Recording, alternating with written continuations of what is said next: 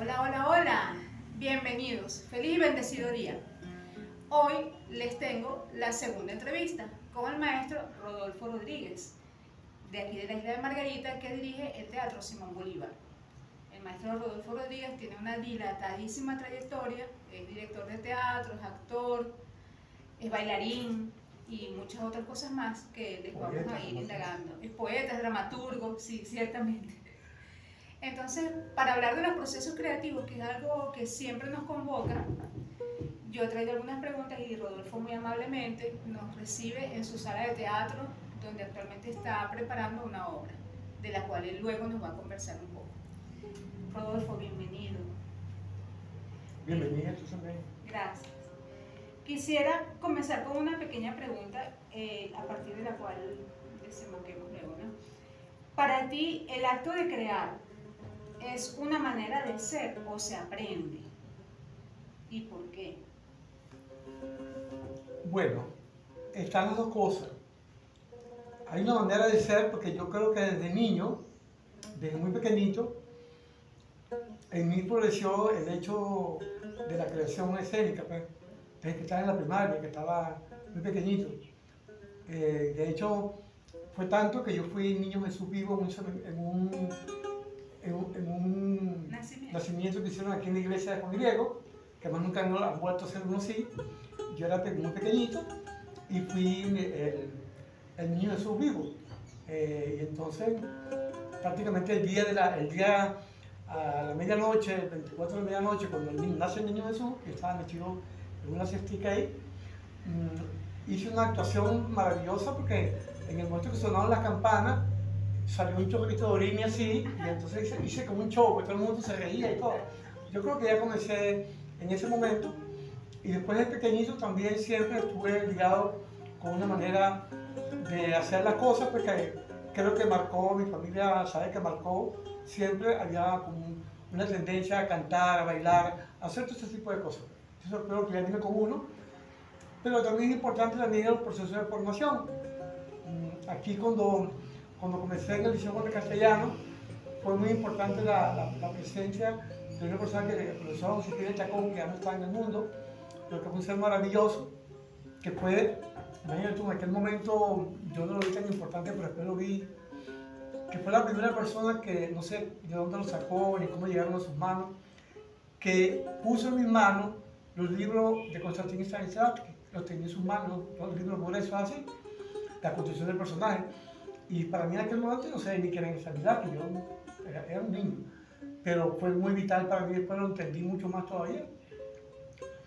Después todo el proceso de formación en la Universidad Central, a nivel pedagógico en la universidad como tal, y en la Escuela Nacional de Teatro, y después toda la gira mundial que tuve maestros pues, extraordinarios, fuera de serie, un maestro maravilloso, Richard Sislak, Stanislavski, Barro, Eugenio Barro, todos fueron grandes maestros.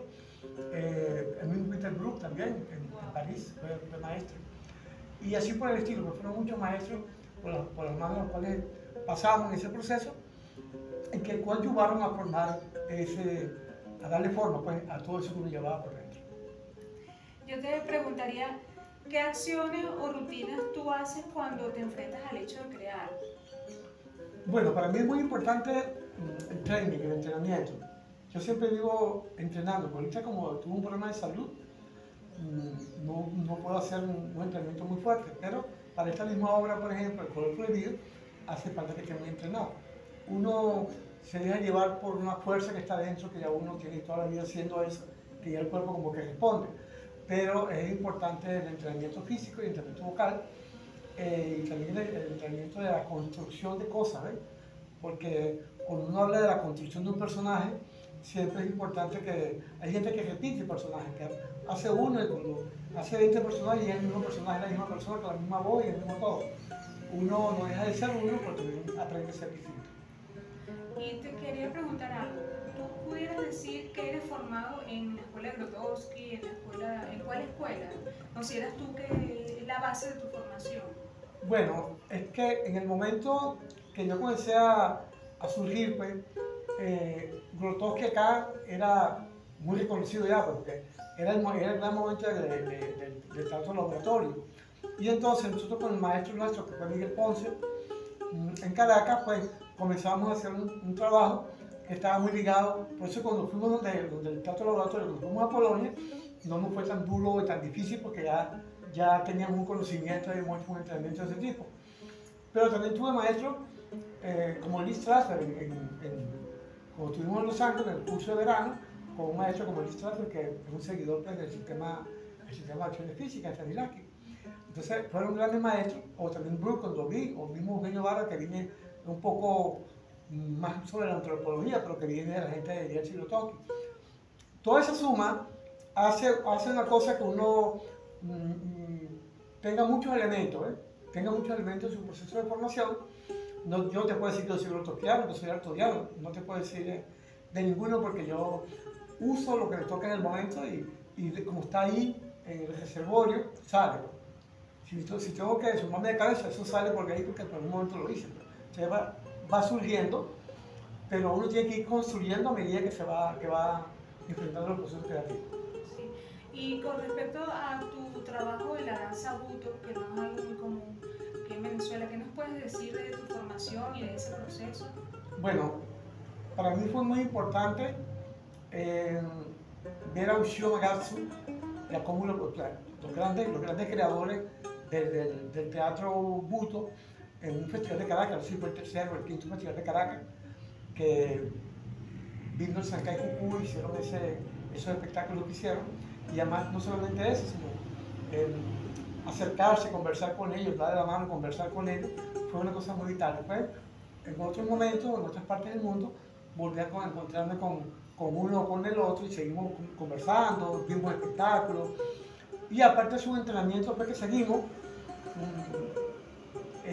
Adriana también hace un entrenamiento parecido, aunque ella se orientaba más hacia un estudio que se hizo, ella estuvo con Eugenio Barra y hicieron un trabajo que tenía que ver más, no tanto con la danza buto, sino con la danza hindú. Entonces ella tuvo maestros, estaba más orientada hacia esa cosa. Y yo pues los talleres, la formación, y que la danza buto te lleva a un proceso que cuando tú tienes una formación física, una formación vocal, porque en la danza buto normalmente no se habla. Yo tengo un espectáculo que se llama Memorias de Japón, que se habla en el espectáculo, es una obra, pero en el caso del color prohibido no se habla. Pero hay una transformación entre lo que uno dice y lo que hace, o sea, se triplica porque ya no dices yo te amo, sino que yo estoy muy molesto, porque eso lo llevas por dentro, lo expresas físicamente, lo vas expresando físicamente, y como que todo el aparato emotivo se crece a través de la expresión del cuerpo. Cuéntanos de Adriana, para quienes no saben quién es Adriana. Adriana trabajó mucho tiempo con Eugenio Barra y con Adriana Molinar, que fue cofundadora conmigo del Teatro Simón Bolívar. Una margariteña. No, ella era panameña. Panameña. Ella era doctora en estadística y ciencias actuariales en la Universidad de Roma, y entonces ella estuvo con Eugenio Barra. Cuando Eugenio Barra vino a Venezuela, Eugenio Barra le tocó compartir con nosotros en Caracas, cuando se llamó el Teatro de Repertorio de la Tenía Caracas, que éramos nosotros, Miguel Ponce y nosotros, y estábamos en San Bernardino. Pues él pidió que él no quería que lo alojaran en un hotel, sino compartir con un grupo, porque parece que el único grupo que tenía casa y convivían juntos éramos nosotros. Pues llegó allí y ahí fue que yo conocí a Adriana, hicimos el contacto, nos entrenamos con la gente de él en un terreno que estaba al lado prácticamente, del lado de donde estaba la casa esa donde estuvimos, y eso fue generando pues una amistad, y después cuando nosotros nos vamos para Europa, bueno, Estados Unidos primero, cuando llegamos a Italia, Europa, nos toca una función en la Universidad de Roma. Y cuando vamos a la Universidad de Roma, fue impresionante porque cuando terminé la función aplaudiendo, y Adriana estaba sentada en el piso. Allí, entonces, ahí nos conocimos, bueno, ya nos conocíamos, nos volvimos a encontrar, y de ahí siguió la cosa, que ella se quedó con nosotros, hizo Canto Rocío con nosotros en Italia, hizo 2 o 3 espectáculos con nosotros en Italia, y ya se vino para acá, para Venezuela. O sea, en ese momento, nosotros cuando regresamos, que regresamos por periodos, yo regresé un 11 de diciembre, otro regresó el 27, ya vino como a finales de enero, Miguel Ponce también, Y pues llegamos acá que no había nada, nosotros tuvimos esa antena ahí cerquita de Zoom, ahí fue donde tuvimos una primera sala de teatro, que era una sala alquilada, ahí comenzamos, y después fue que se vino el proceso después de construir el Teatro Simón Bolívar. Qué interesante. Vamos con otra pregunta. ¿Qué es para ti ser creativo? Porque el tema de la creatividad es muy importante en distintos ámbitos y lo indagamos. ¿Qué es para Rodolfo Rodríguez ser creativo? Ser creativo, en principio, es un proceso que no depende de uno solo. Porque si tú quieres hacer, por ejemplo, un montaje, un espectáculo, tú puedes ser muy creativo en la puesta en escena, pero si los actores no funcionan porque no son creativos, o porque no tienen una técnica, o porque no tienen una manera general ampliada pues, de expresarse, pues te quedas con muchas dificultades.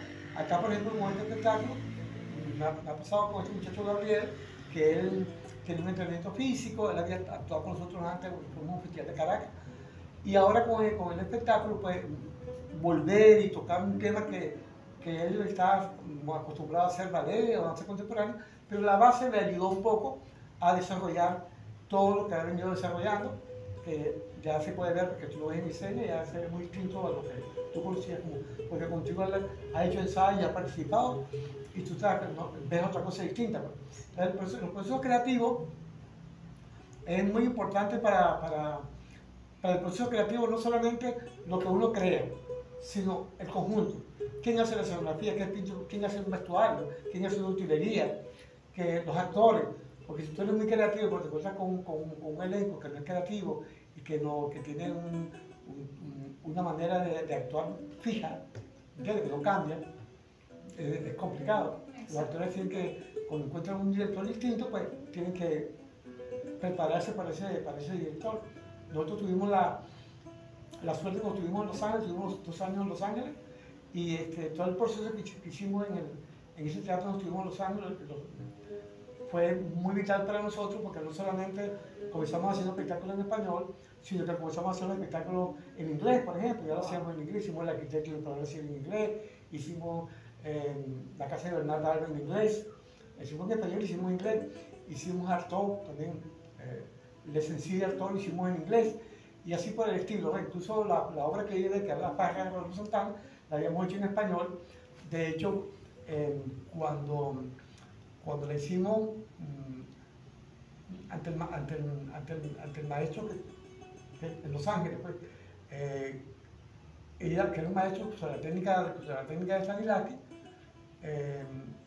después de que hicimos todo ese proceso, pues fuimos aprendiendo, cambiando, mejorando, girando pues en torno a todos nuestros haceres, y comenzamos a parecer siempre distinto. Para mí es muy importante que tú de un personaje a otro pases un proceso que no te repita. Puede que sepa que la gente conoce tu voz, conoce un estilo, una manera de ser, pero si tú haces hoy Bernarda Alba, mañana haces tal obra y sigue siendo la misma cosa igualita, no. Uno tiene que, como director, montarse sobre el actor o la actriz para que haya un cambio. Si no dice cambio, pues no está actuando, ¿cierto? Está actuando, pero está actuando de una sola manera. Y además no hay un solo personaje. Exacto, y el teatro es más que eso. Y además que los personajes es una creación de lo que hace un actor por las acciones, hace una creación, y cuando termina, él no se convierte en el personaje, él se va para su casa y se va como él llega a su casa a comer con su marido, con su mamá, y él no va como... Hay gente que sí, yo he conocido gente que tiene esa patología, que cuando tú vas a saludarlo, nos pasó una vez, varias veces, pero nos pasó una vez estando en España, que cuando tú fuiste a saludar al actor en el camerino, como a la media hora todavía el actor no había regresado. No había regresado. No había vuelto a la realidad. No, estaba todavía en el personaje metido. Lo que me parece que si tú te metes en un personaje así, bueno, puedes salir ahí, si el personaje es un asesino, puedes salir a la calle y matar a 2 personas. Pero el tema de la construcción del personaje, la gente piensa que es como construir un edificio, y no. Para construir un personaje hace falta, en primer lugar, que un conocimiento de la técnica. Para construir un personaje significa que tú tienes una técnica que puedes construir. Y el personaje se construye a través de las acciones físicas. Vas armando acciones hasta que hace una cadena de acciones físicas, que es lo que completa y le va dando forma. Y eso es un proceso que dura durante un ensayo. No es que tú llegues al primer día y pases toda la obra completa. Entonces hay 2 escenas hoy, no te sabes el texto, pero mañana te sabes el texto y poco a poco lo vas armando. La gente se dedica muchas veces a decir el texto porque cree que el texto es la primera parte de la acción y no, es la última parte de la acción. El texto hace la acción, pero si tú ves el teatro Buto, que no hay texto, no puedes decir que no hay acción, al contrario, la hay.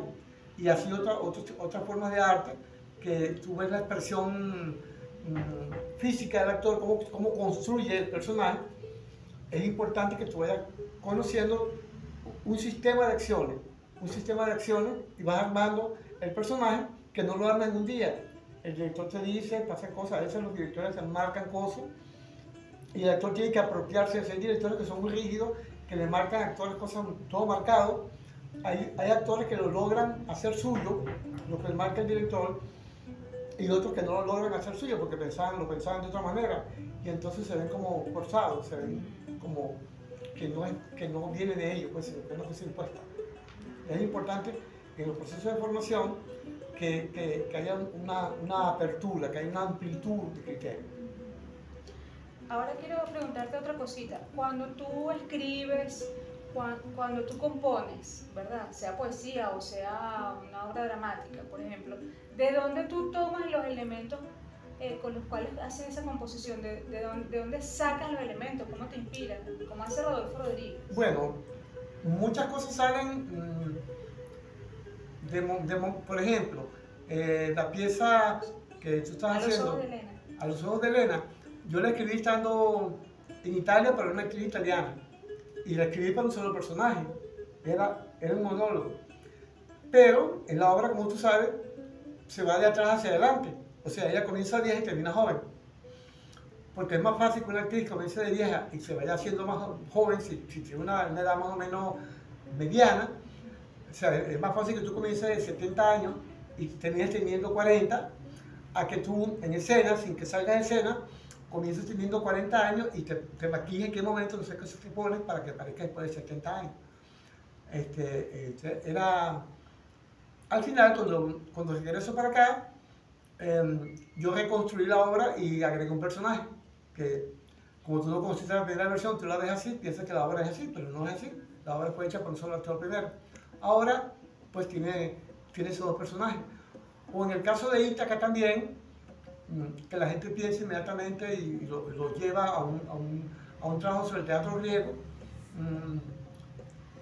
Claro, los nombres de los personajes coinciden con los personajes del teatro griego, pero no son personajes del teatro griego, son personas que están en un instituto terapéutico para enfermos mentales. O sea, son 2 locos que están ahí metidos, y está otro loco que es el que los tortura, le hace maldad, y que al final pues se logra salir de esa situación. Pues construir eso pues también. O me tocó también, hay una pieza mía que yo construí cuando yo estuve trabajando en la Dirección de Cultura en la Gobernación del Estado de Parte hace mucho tiempo. Bueno, llegaba mucha gente a conversar con uno, a pedir cosas y eso. Y una señora que iba buscando un medicamento para un hijo y todo, eso me llevó a mí a construir una pieza de teatro, ¿entiendes? A construir. O también el caso de uno de los trabajadores que me llevó a una cosa de menores, estaba acá, a mí me tocaba ir, podía ir, pero cuando yo fui, él me dijo que hay un muchacho que estaba ahí, me lo mostró así de lejos, porque ese día ahí empezó un inconveniente y no permitían verlos. Y entonces me contó que era un muchacho muy sano, muy todo así, pero que estaba puesto allí por un acto de violación. Parece que él había violado a una persona. Al final, lo que entendí, lo que logré hablar también después, fue que él no violó, que era un sobrinito de él. Él tendría como 14 años, sino que fue un tío. Pero lo metieron a él, estuvo preso, después qué cosa del mundo, que después que está preso, sale y va a estudiar en arte. Wow. Y también una persona que era una gran amiga mía, uruguaya, yo iba a su casa para hacer terapias a mí, y entonces hablando un día, yo le estoy contando la cosa y me dice, ¿y cómo se llama el muchacho? Y una hermana del muchacho trabajaba con él y era vecino de allí. Entonces fue que ella me contó un día lo que había pasado con el muchacho, y fue que fue maltratado. Eso creó otra obra de teatro con 3 personajes. Y así por el estilo, o el caso de Media Isla, que es un tema, se llama Media Isla, es un caso del petróleo, de Margarita y el petróleo, el país, todo. Fue un espectáculo que se movió a festivales nacionales e internacionales. Y bueno, no hay una versión de Medea. Ah, te iba a preguntar. No, no es una versión de Medea, es un texto autónomo que toca los temas. Claro, está Medea, está Jason y todos los técnicos están en escena. Ah. Nosotros cuando nos movíamos con el espectáculo decían que había como un poco actores en escena, no. Todos los actores estaban, todos los técnicos estaban en escena, exceptuando el luminotécnico que tuvo un accidente y se mató después, Edgardo Castro, que era muy, no, a mí no me pongas, yo me quiero haciendo mi iluminación, no me metas para allá. Pero casi todos los actores, éramos 3 actores, 2 actrices, 2 actores y 2 niños, que eran los hijos de Medea. Pero habían como 14 personas en escena, porque todos los técnicos estaban en escena. Llevaban cosas, movían cosas, hacían personajes, aparecían, entraban, se regaban telones, movían cosas de la escenografía. Eso se convirtió en una cosa bien interesante. Qué interesante. Te quiero preguntar otra cosita. ¿Cómo haces cuando estás bloqueado? Cuando quieres crear algo o estás en pleno proceso de montaje y sientes que te bloqueas, tú como intérprete o tú como director con los intérpretes. ¿Cómo maneja eso, Rodolfo? Bueno, yo normalmente no sufro de bloqueos. Así que me ponga que no, ¿entiendes? Puedo tener una duda, digo, bueno, estoy dirigiendo a una persona y digo, por este lado no le va a salir por X cosa y busco la manera cómo se le saca por otro lado, ¿entiendes? Por ejemplo, cómo le puede salir su voz o cómo le puede salir sus acciones. A lo mejor hay personas que tienen mucho cosas éticas, por ejemplo, ¿no? Y entonces, por ejemplo, si tiene que caminar aquí para allá o tocarse un seno, por ejemplo, entonces no, o decir una palabra, o mucha gente que son religiosas, entonces no dicen tal cosa porque son religiosas. Uno tiene que también no chocar con eso, sino buscar las vías, la manera, ¿no? Si no puedes con la persona, porque la persona es demasiado cerrada, pues tienes que cambiar de actor, pero hay que ir buscando las vías y sobre todo uno tiene que pensar siempre, cuando ve que un actor se repite, que lo ha visto en 2 montajes antes con otro grupo, con otra gente, y que es igual a lo que está haciendo, uno tiene que, sin decirle y sin molestarla, decirle, tú te repites siempre, no sirve para nada, no, buscando la manera como esa persona puede llegar a ser distinta, porque se va a encontrar el mismo. Si la persona le va dando, va a encontrar un momento, su diferencia la va a encontrar, en algún momento la va a encontrar. Claro, y ahí eso es orientado por el director, ¿cierto? Porque a Sí. veces el actor no se da cuenta. No, el actor no se da cuenta, pero uno tiene que ir poco a poco. A veces hay directores que son muy grotescos, pues, que le dicen una cosa muy fea. Claro, en algún momento uno tiene que ponerse también duro, pero uno tiene que llevarlo con calma, pues. Con calma. Nosotros hicimos cosas que me han pasado para evitar problemas con la gente, pero que la gente se pueda sentir tocada. Pero sí pasa eso, que uno le dice a un actor tal cosa, después lo ve con otro director en otra obra y tiene el mismo drama, el mismo problema. Es lo mismo.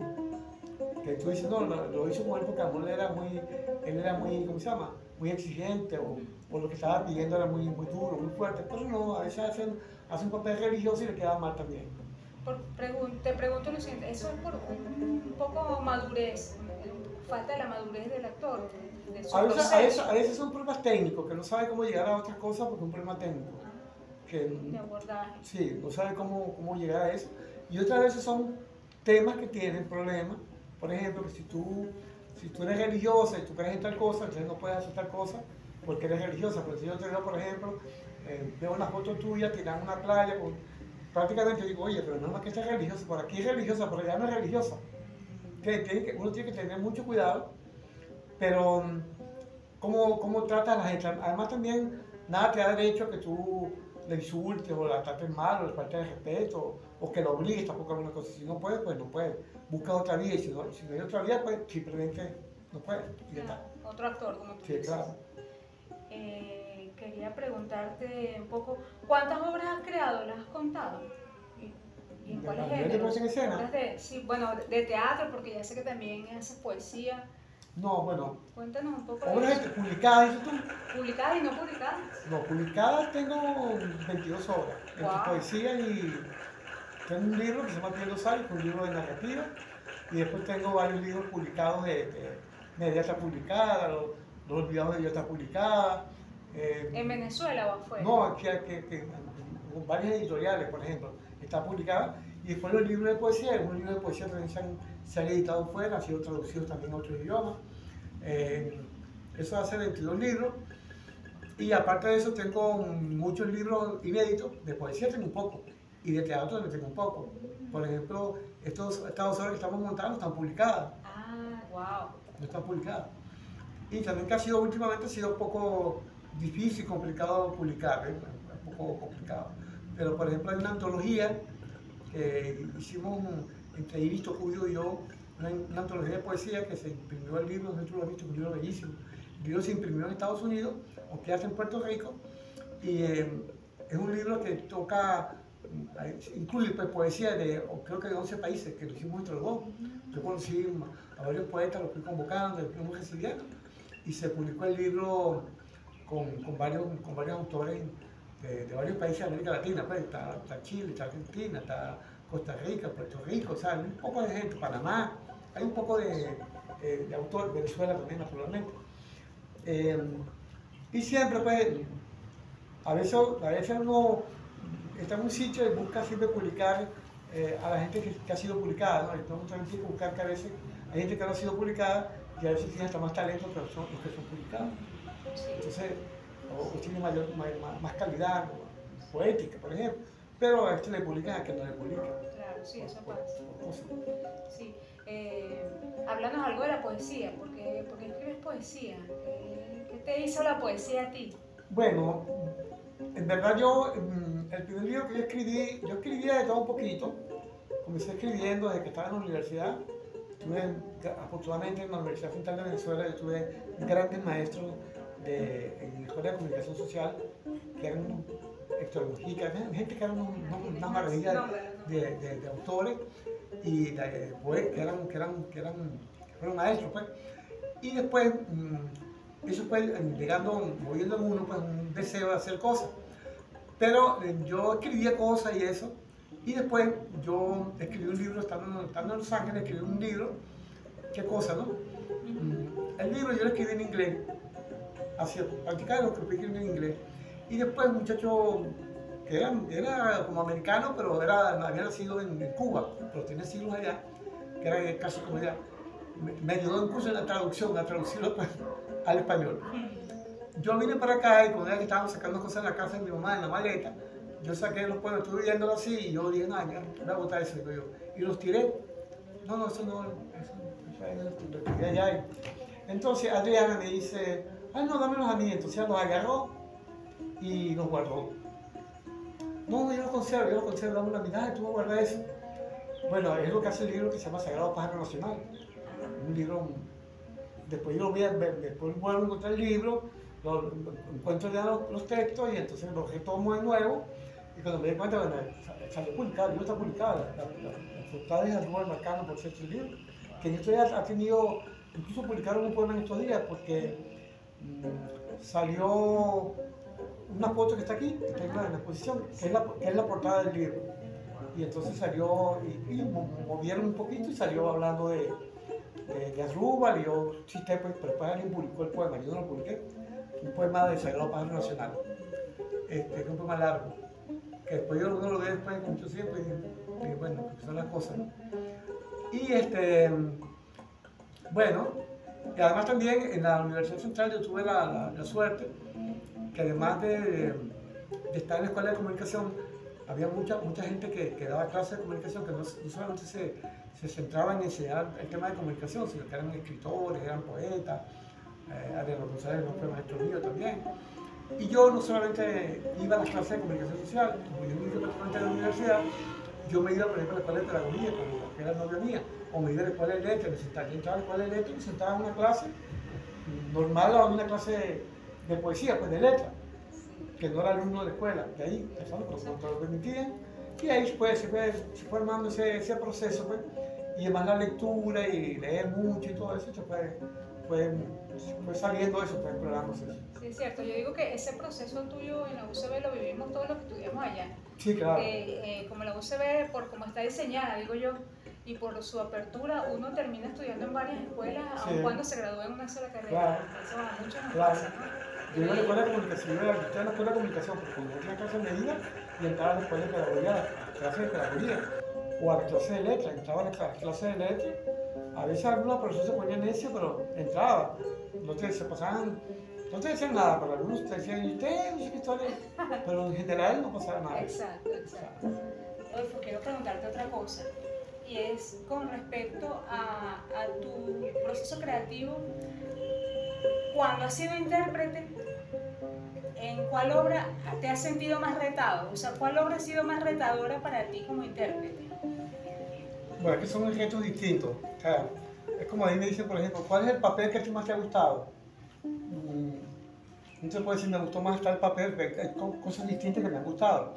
O, por ejemplo, los retos, pues, por ejemplo, interpretar, por ejemplo, una cosa como esto que estamos haciendo ahorita, que está inspirado en la danza buto, necesita una técnica, necesita una cosa distinta, es un reto en ese sentido. Pero, por ejemplo, hacer el Edipo Rey también fue un reto grande, o hacer Medea también fue un reto grande. Siempre han sido retos. ¿En qué sentido, entonces? ¿En sentidos diferentes? En sentidos diferentes, por ejemplo, porque en Edipo, por ejemplo, construir un personaje así, además yo era el director de toda la puesta en escena, y una puesta en escena muy grande, con muchas cosas, ¿no? Entonces, con un elenco grande, entonces no era fácil. Yo he tenido la facilidad siempre que puedo actuar y dirigir. Hay gente que puede actuar muy bien, pero pues no actúa y dirige al mismo tiempo. Yo tengo esa cosa porque yo tengo como un ojo por acá, un ojo por acá, y yo yo armo una cosa y pongo esto y yo veo quién aparece por aquí, quién aparece por allá. Lo puedo seguir, pues. Pero cualquier obra que uno haga, porque por ejemplo, mira, una cosa que podría parecer más fácil, como por ejemplo, cuando nosotros hacemos el ramillete de la crucería oriental, que es una cosa que es comedia. Uno puede ver como que, ay, no sé, pero también tiene un reto, también es importante porque la gente, como te va a ver, te ve haciendo tragedia, te ve haciendo una comedia como el ramillete, que a todo el mundo le gusta, y lo vuelves a poner, la gente vuelve a venir. Y bueno, uno dice, si te acaban de ver haciendo Edipo Rey, ahora te vienen a ver haciendo esto, y no dicen, ah, igualito lo de Edipo. No, ni tampoco cuando vas a hacer Edipo, repita, hacer el ramillete, sino que siempre son cosas distintas. Y incluso los mismos actores que nos han acompañado en ese proceso también ha habido esa diferenciación entre cuando hacen un papel y hacen el otro. Y eso es lo que hay que buscar siempre, que los actores sean ellos y todos los demás personajes. O sea, que puedan ser distintos personajes. Lo que tú no puedes hacer si tú haces una madre, entonces te quedas toda la vida haciendo una madre. ¿Entiendes? Yo vi actrices que hacían Bernarda Alba y se quedaban haciendo Bernarda Alba, se quedaban haciendo toda la vida el mismo personaje. No salían de allí, pasaron otra obra y era el mismo personaje. Entonces, como en las novelas. O sea, en las novelas, por ejemplo, aquí hay actores de televisión que decían, por ejemplo, no, ahora el reto que viene, porque la próxima hora que viene hay una caracterización de todo lo que era, que tenían el pelo de este lado y se lo ponían suelto. ¿Entiendes? O el pelo se lo pintaban, pero era lo mismo, tú lo ves igualito. Es como que tú dices, no, esto es porque tú estás haciendo totalmente distinto. Entonces tú, con tu pelo suelto sí, pero lo tienes pintado de negro. ¿Estás entendiendo? Exacto. Pues está pintado de un cambio negro, aparente, más no. pero igual eso sigue siendo tú mismo. Muchos actores decían eso, que era una cosa totalmente distinta, pero cuando tú veías era el mismo actor, la misma sonrisa, el mismo todo. Exacto. Y si pensamos en el cine, por ejemplo, ¿qué actor o actriz de cine tú puedes decir que sí cambia personaje a personaje? Bueno, hay varios actores de cine que yo, por ejemplo, algunos los he visto incluso en Los Ángeles, los llegué a ver en vivo, haciendo función, como el caso del Pacino. Y Al Pacino, tú sabes que es muy enanito, chiquitico. Entonces tú lo veías en escena, cuando tú ves en la película, siempre lo ponen más arriba, si tiene un beso con una mujer, lo siguen bajando la escalera, se ve un poquito más grande, porque si no, la mujer es así, entonces me queda como por aquí. Pero cuando lo ves en teatro, por más que tenga un rostro muy alto, pero la presencia de cómo se pone el tipo, lo hace ver más alto que la otra persona. Al Pacino, Dustin Hoffman también, un buen actor. Y así varios actores que fueron excelentes actores, algunos ya no están actuando, están como mayores ya. Robert De Niro también. Y actrices, por ejemplo, también unas mujeres que eran como, bueno, Richard Burton, o sea, son gente que eran muy buenos actores, que en algunos casos yo lo vi. Por ejemplo, como te decía, a Robert De Niro lo vi actuando en vivo. A Al Pacino también, a Dustin Hoffman. Y gente así que eran unas maravillas de actores. Igualmente, llegué a ver gente en algunos países, por ejemplo, que los tenían puestos como unos grandes actores, y después cuando los ves en escena, te queda la duda, porque tienen un nombre muy grande, pero cuando lo ves en escena... No era tanto. No. Era la mediática que lo... Sí, es que lo exaltaban mucho y eso. Y también actores, por ejemplo, de esos que hacen, ¿cómo se llama? Esos que son fuertes así, que hacen películas. Corpulentos. Sí, corpulentos. Como sí, Arnold Schwarzenegger. Y el otro, ¿cómo se llama? Que también lo conocí en Los Ángeles. ¿El italiano? No, sí. Bueno, la mamá italiana. Okay. ¿Cómo se llama? Ese mismo. Que ya está medio... Ahorita va a hacer una película, que siempre hizo una película que era él mismo, pues, una serie de películas que era número 1, número 2, no se me olvidó el nombre. Rocky. Sí. Yo lo conocí en Los Ángeles cuando andaba con su libretico en la mano, que era un chamo todavía, haciendo su cosa. Pero él se quedó él hace una sola película. Claro, no varían los personajes. No, y de las mujeres actrices tienen por lo menos 2 o 3 que tú digas que sí varían los personajes, que cuando tú las ves siempre un nuevo ser. Bueno, ¿cómo se llama? No, pero digo, americanas había gente que eran fuera de serie, que eran unas grandes actrices, por ejemplo. Bueno, incluso mira, la misma Barbra Streisand. Por ejemplo. Barbra Streisand cuando que aparte cantaba muy bien, y cuando le tocó hacer película, estuvo bien. Y cuando yo hice el curso con Lee Strasberg, que lo hicimos en Los Ángeles, sobre el método, estaba ella con el curso, éramos compañeros del curso, pero como yo nunca me asustaba decir, yo sabía que era Barbra Streisand. Ella andaba con pantalón todo brillito, hecho huequitos y vainas así. Y entonces, normal, yo nunca me puse ay, Barbra Streisand, no, ella como que no la conocía, Porque esa es la familia del alma también, sí, que están en tu mismo ambiente, ¿cierto? Sí, y bueno, hay muchos actores que, ¿cómo se llama el otro? El famoso, Dios mío, el de Tendríamos Deseo, ay Dios mío, Marlon Brando. Marlon Brando, para mí Marlon Brando fue uno de los más grandes actores de todos los tiempos. ¿Por qué? Sí, porque es que él componía cada cosa y hacía una cosa particular con cada personaje, a pesar de que cuando tú lo seguías bien, él tenía la tendencia como a hablar así un poco raro, como que zumbaba, ya se aguanta, hablaba así un poquito como se descuidaba, pero a veces, ¿no? Pero su composición del papel era muy buena, siempre fue un actor muy bueno. Y así por el estilo, ¿ves? Hay gente que era bella y al mismo tiempo, bueno, Elizabeth Taylor tuvo sus momentos importantes también, aparte que es una mujer muy bella, pero tuvo momentos muy, muy importantes. Hicieron escuela. Sí. Ahora yo quisiera un poco preguntarte que nos cuentes del Teatro Simón Bolívar, del proceso que ustedes hicieron aquí, de la cantidad de años que tienen existiendo. Bueno, el Teatro Simón Bolívar el 17 de diciembre del año pasado cumplió 40 años, que yo todavía no me lo creo. Aquí en Margarita. Aquí en Margarita. Sí, 40 años que se inauguró. Wow. Se inauguró el 17 de diciembre y el año pasado cumplió 40 años. Impresionante, lo mismo no me lo creo. Y por aquí han pasado agrupaciones mundiales. ¿Cómo cuáles? Rusas han pasado un poco. Rusas, españolas, italianas, de casi todos los países del mundo pasaron por aquí festivales que hacíamos ¿Por nosotros. esta sala de teatro? Por la de abajo. Por la de abajo, la sala grande.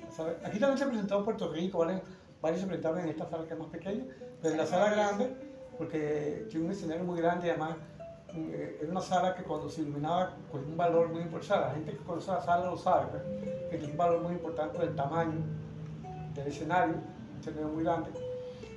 y además como cuando se iluminaba quedaba muy bien. Y venía mucha gente incluso venía gente a ver, por ejemplo, espectáculos de ballet. Por ejemplo, de un ballet ruso venía gente, por ejemplo, la misma Marta, la de ballet de la Marta, que ella estaba en Barcelona, en Anzoátegui, Portugal Club, y varias veces ella vino a ver espectáculos acá, porque venimos para acá, no es Potosí. Nosotros tenemos aquí el circo de Moscú sobre hielo, que habían tres campeones olímpicos en el espectáculo. Y convertirse en una pista de hielo no era fácil. La gente no se lo creía, la gente llegaba y pasaba por la mano y decía que sí era hielo, porque pensaba que no era hielo. Y entonces quitar todos los telones, montar todo eso. Fue un drama grande armar eso, armar eso. Y muchas veces los espectáculos seguían por aquí porque ellos hacían unas giras internacionales con el productor, que uno era colombiano, siempre me llamaba. Hacían giras internacionales, por ejemplo, hacían las giras, seguían, no iban a Caracas ni nada por el estilo. Una vez fueron con este espectáculo de hielo, sobre hielo, lo llevaron a Zulia. Pero yo por cierto me recuerdo una persona, ay, si yo lo vi allá, que me dijeron que no estaba en el Teatro Simón Bolívar, porque yo me comuniqué con una gente, mira, vi un espectáculo, ay, ¿tú crees? Y hablé con ellos, pues fueron al Zulia. Se presentaron aquí, se presentaron en el Zulia. Venían muchos espectáculos reconocidos, pues, de compañías importantes rusas, Rumanía, Bélgica, España, Francia, que venían espectáculos de cualquier parte del mundo, América Latina también, de cualquier parte del mundo. Venían los festivales que se hacían. Se hacían festivales acá, por ejemplo, desde el Castillo de Pampatá, el Castillo de los Robles. Habían, por ejemplo, en la misma noche habían 5 funciones en 5 lugares distintos. Wow. Que en aquel momento, imagínate tú. ¿Qué años nos estás diciendo eso? Esos fueron los años 80, prácticamente los 80. Fueron los 80, bueno, sí, 80 y parte de los 90. Sí, porque ya después lo que comenzó este año, lo que comenzó el siglo, pues fue un poco más difícil, muy duro, pues, comenzó el siglo. Fue un poquito duro porque aparte que se metieron, robaron, hicieron un poco de desastre, y fue duro.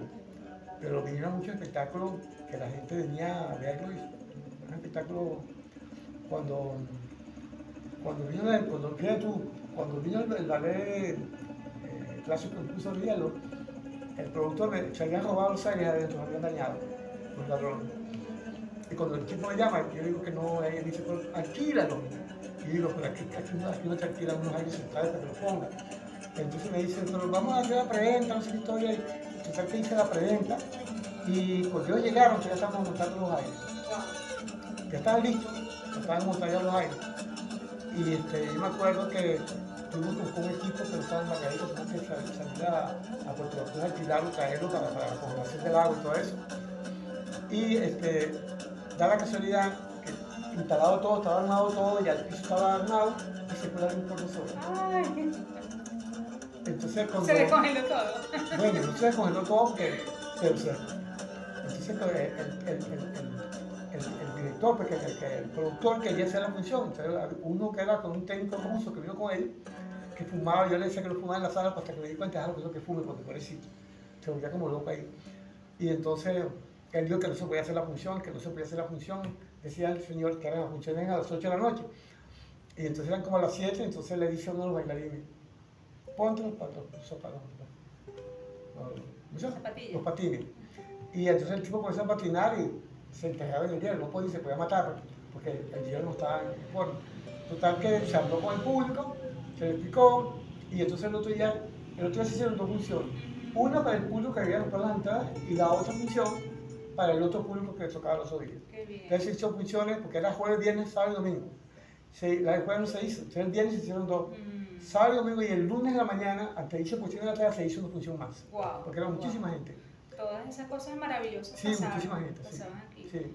Y sí sé que se han formado grandes actores contigo a través del tiempo en este teatro. Sí, bueno, algunos están fuera, actores y bailarines, algunos están fuera del país.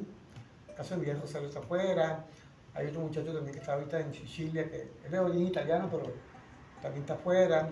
Unos que también pasaron por acá y pues que hicieron clases con club de danza y pues, fueron bailarines solistas de Teresa Carreño, por ejemplo, que están en el exterior. O sea, mucha gente que sí pasó por acá, pues, los grupos Qué bonito, Sí. qué bonito eso. Quisiera ya un poco para cerrar que nos hables de las dos obras que estás montando ahorita, ¿no? Bueno, ¿qué quieres decir de cada una de esas dos obras? Bueno, Y para invitar a la gente a ver. Lo que tenemos ahorita, que estamos viendo montar aquí, es El color prohibido, que es inspirado en la danza busto, que no hay texto. Eso se entiende solo, no hay texto. Somos dos actores, yo antes lo hice solo, pero en este caso se hizo una versión para dos actores. Se estrena el 1 de mayo, en esta misma sala, a las 5 de la tarde. Pueden llamar para hacer la reservación. Vamos a hacer funciones jueves, viernes y sábado. Y después se pone otra pieza que es una pieza que yo hago, que se llama, que está inspirada un poquito en la vida de Sonia Calderón y unos textos que yo escribí sobre Hertel, el poeta alemán, que sería un solo. Después hay un solo que hace Mauro Roja también, que también está armado, y después viene otro solo que hace Gabriel, que es un espectáculo que es un texto que se publicó hace mucho tiempo. El autor se llama Tara al-Khatar y se publicó hace mucho tiempo. Y después hay dos piezas más en el proceso, que es una que es a los ojos de la que tú comenzaste a ensayar ese espectáculo, y lo otro en Ítaca, que son 3 actores, que estamos esperando cuadrar un poquito, pero como hubo cosas para hacer de ustedes por parte, nosotros adelantamos con otras cosas y es que ya están. Estoy en un espectáculo de niños que se va a presentar el 7 de junio. Buenísimo. Es un espectáculo de niños, que lo hace Gabriel. Bueno, Rodolfo, gracias. Gracias por tu tiempo, por tus palabras, por echarnos el cuento. Espero que les guste. Compartan este video con sus amistades, con sus conocidos. Aquí está el maestro Rodolfo Rodríguez en la isla de Margarita, activo en el escenario, actuando, interpretando, bailando y en la vida produciendo. Un abrazo, un abrazo. Chao. Chao. Suerte. Que estén bien.